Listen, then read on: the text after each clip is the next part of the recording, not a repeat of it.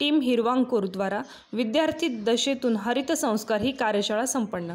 मराठा विद्या प्रसारक मंडळ संचलित गांधीनगर येथील जनता विद्यालय या शाळेमध्ये आज बुधवार दिनांक 24/7/2024 रोजी हिरवांकूर फाउंडेशन नाशिकतर्फे स्वच्छ हरित व जलयुक्त पर्यावरण या मौल्यवान विषयावर कार्यशाळा संपन्न झाली. अत्यंत आनंदी वातावरणात टीम हिरवांकूर द्वारा विद्यार्थ्यांना सुंदर असे प्रात्यक्षिक मार्गदर्शन करण्यात आले. वृक्षारोपण हे फक्त ऑक्सिजन व सावलीसाठीच नसून भारतीय प्रजातींच्या वृक्षांमध्ये अनमोल असा आयुर्वेदाचा खजाना लपलेला आहे. त्यामुळे प्रत्येक वृक्षाचे आयुर्वेदिक महत्त्व व उपयुक्तता समजून त्या वृक्षाचे रोपण व संगोपन करावे. त्यामुळे भविष्यात आपल्या सर्वांना प्रत्येक वृक्ष हे आशीर्वाद रूप ठरेल, असे प्रतिपादन हिरवांकूर फाउंडेशनचे अध्यक्ष माननीय श्री निलय बाबू शहा यांनी केले. तसेच शहाजी सरांनी वृक्ष आपल्याला कशा प्रकारे उपयोगी पडतात हे शिकवणारी एक सुंदर वृक्ष वंदना विद्यार्थ्यांना सोबत घेऊन प्रस्तुत केली. आपल्याला प्राप्त होत असतो. जर तुम्ही भूगोलाचा अभ्यास केला असेल तर अमेझॉनच्या जंगलाला संपूर्ण जगाचं हृदय असं म्हणतात, कारण जवळपास 60% ऑक्सिजन अमेझॉनच्या जंगलामधून संपूर्ण जगभरामध्ये हा पसरला जात असतो. आज वेगळ्या ठिकाणी वेगळ्या माध्यमातून जर आपण पाहतोय की अनेक लोकांना श्वसनाचे विकार होतात, हृदयाचे विकार होतात, फुफ्फुसाचे विकार होतात आणि हे सगळं फक्त आणि फक्त प्रदूषणामुळे, ते हवेचं प्रदूषण असेल, धुळीचं प्रदूषण असेल, वायू प्रदूषण असेल, या सगळ्या प्रदूषणात होतो. झाडांची तोड होते, वृक्षांची तोड होते, कत्तल होते. आपण जे पेपर वगैरे वापरतो त्या पेपरसाठी देखील मोठ्या प्रमाणात जंगलाची तोड होते आहे. आणि हे जे वृक्षारोपण आहे, झाडांची लागवड आहे, ही काळाची नाही तर आजची गरज आहे. आत्ताची पासली नाही तर उद्याच तर भवितव्य जे आहेत हे अंधकारमय असेल. ऑक्सिजनचे पंप असतील आणि तिथं आपल्याला ऑक्सिजन घ्यावा लागेल. मित्रांनो, आज हा संपूर्ण ऑक्सिजन आपल्याला मोफत मिळतोय, पण त्याचं मूल्य बघा, जोपर्यंत मुली भासत नाही तोपर्यंत जाणीव होत नाही. कोरोनाचा कालखंड आला, कोरोनाच्या कालखंडात झाडावर झोका घेऊ शकता तुम्ही. आम्ही जाऊ शकतो का आता? आम्ही झोका घेऊ शकतो का? नाही. हे तुमचंच खरं वय आहे की जो झाडाचा खरा आनंद आपल्याला देतो. आपल्याला पक्षी कुठे दिसतात? बरोबर की नाही? आपल्याला एखाद्या ठिकाणी जर साधं एखादं माकड जरी दिसलं तरी आपल्याला सगळ्यांना आनंद होतो की नाही? पक्षी पण पाहिले तर आपल्याला आनंद होतो की नाही? आपल्याला बाजारामध्ये जर एखादा आंबा मिळाला किंवा चिंच मिळाली, वाटा मिळाला, त्याच्याऐवजी जर झाडावरनं काढायला मिळालं तर मजा येते की नाही? बरोबर की नाही? तर बघा, आपल्याला झाड काय काय देतं याची आपण एक प्रार्थना बनवली आहे. आपण लाडू खातो. डिंकाचे लाडू कोणी खाल्ले? Very good. Very good. डिंकाच्या लाडवामध्ये बदाम, काजू, डिंक हे सगळं आपल्याला झाड देतं. मग होडी पाहिलेली तुम्ही सगळ्यांनी? होडी ही कोणत्या लाकडाची बनते कोणाला माहितीये का?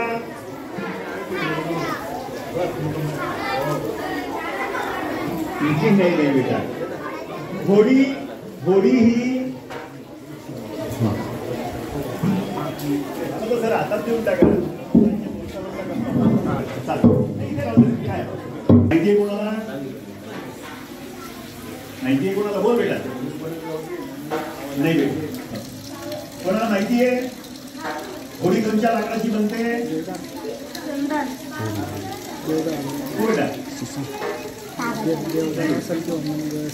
हे जे लाकडं आहेत ना, हे वजनाने जाड असतात. चांगले लाकडं आहेत, म्हणजे ते लाकूड चांगलं, परंतु हे लाकडं याच्या होडी नाही बना. बोल ना. नाही. चला मी सांगतो तुम्हाला. नाही, मरीन नावाचं एक लाकूड येतं. मरीन, आपल्या मुंबईला मरीन ड्राईव्ह नाव ऐकलंय ना? बरोबर की नाही? मरीन नावाचं एक लाकूड असतं, जे असतं खूप पक्कं पण वजनाने खूप हलका असतं. त्याच्याने होडी बनत असते. तर अशा प्रकारे आपल्याला झाडाकडनं बरंच काही मिळतं. बरोबर की नाही? सावली मिळते. मग लहानपणी आपण खेळणे खेळतो, त्याच्यामध्ये बाहुली बनवतो. बरोबर की नाही? खेळणे बनतात. हा, बैलगाडीत कोण कोण बसलाय? कोण? अरे बापरे, क्या बात आहे, काय संख्या आहे तुमच्याकडे. ठीक आहे. तर आता आपण एक छानशी प्रार्थना म्हणूया. माझ्या पाठीमागे हात येस, मी प्रार्थना म्हणेन, त्याचे शेवटचे शब्द तुम्ही लोकांनी रिपीट करायचे. मी तुम्हाला उदाहरण देतो. वृक्षा माझ्या नातवाला सावली दे. तुम्ही म्हणाल सावली दे, बरोबर? म्हणून दाखवा माझ्यावर. वृक्षा माझ्या नातवाला सावली दे. करेक्ट, एकदम मस्त. बघा, आपण वृक्षारोपण करतो ना, तर पहिले आपण देवाला प्रार्थना करूया की आपण जे झाड लावतो ते झाड जिवंत राहायला पाहिजे, बरोबर की नाही? है ना? म्हणजे आपण काय म्हणूया, ईश्वरा माझ्या वृक्षाला बळ दे. पहिलं वाक्य आपण ईश्वराला प्रार्थना करूया आणि मग आम्ही वृक्षाला प्रार्थना करूया की तुम्हाला काय काय दे, बरोबर की नाही? जेव्हा हे बोलते ईश्वरा माझ्या वृक्षाला बळ दे, आता आपण वृक्षाला प्रार्थना करूया. वृक्ष माझ्या नातवाला माया दे. वृक्ष माझ्या नातवाला ऑक्सिजन दे. वृक्ष माझ्या नातवाला छाया दे. वृक्ष माझ्या नातवाला भाकर दे. जोराने आवाज यायला पाहिजे. वृक्ष माझ्या नातवाला भाकर दे. वृक्ष माझ्या नातवाला साखर दे. वृक्ष माझ्या नातवाला झाडू दे. वृक्ष माझ्या नातवाला लाडू दे. वृक्ष माझ्या नातवाला भक्ती दे. आपण अगरबत्ती लावतो ना सकाळी देवाला, ती वृक्षाकडनं येते ती. वृक्ष माझ्या नातवाला भक्ती दे. वृक्ष माझ्या नातवाला शक्ती दे. वृक्ष माझ्या नातवाला सावली दे. वृक्ष माझ्या नातवाला बावली दे. म्हणजे लाकडाचे सगळे खेळणे आले त्याच्यावर. आपण एक शब्द घेतला त्याच्यात, बरोबर की नाही?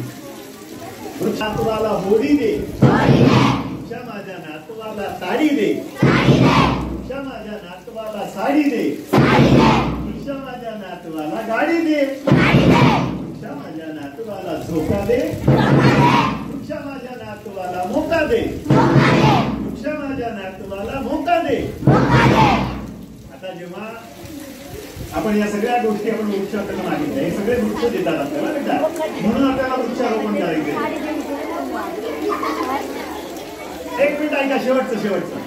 आता तुम्हाला माहिती आहे की माणूस मेल्यानंतर कुठे नेतात त्याला? बोल बरोबर आहे, बोल. कुठे नेतात? स्मशानात नेतात, बरोबर की नाही? स्मशानात काय करतात? माणूस मेल्यानंतर त्याला जाताना काय लागतं? मग आता सगळं आपण मागितलं, मग शेवटी जर आपला मृत्यू झाला तर शेवटी काय मागणार आपण? आपल्याला मुक्ती दे, बरोबर की नाही? चला शेवटचं वाक्य. वृक्ष, हे बघा, वृक्ष माझ्या नातवाला झोका दे.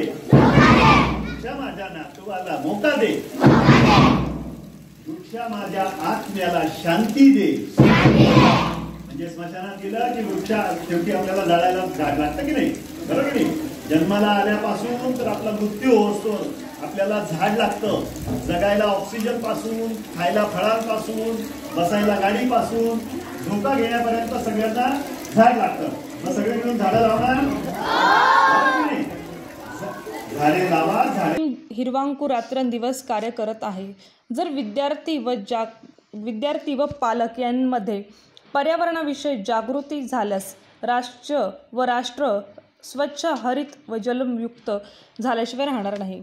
विद्यार्थ्यांना टाकोमधून टिकाऊ या विषयावर अत्यंत मार्मिक असे मार्गदर्शन करत फेकल्या जाणाऱ्या पाण्याच्या बाटल्या सुंदर असे कुंडीचे रूप देऊन त्यामध्ये रोप तयार करण्याचे मार्गदर्शन टीम हिरवांकुर तर्फे माननीय मुख्याध्यापक अनिल खालकर तसेच स्काउट गाईडचे श्री विश्वनाथ शिरोळे सरांनी केले.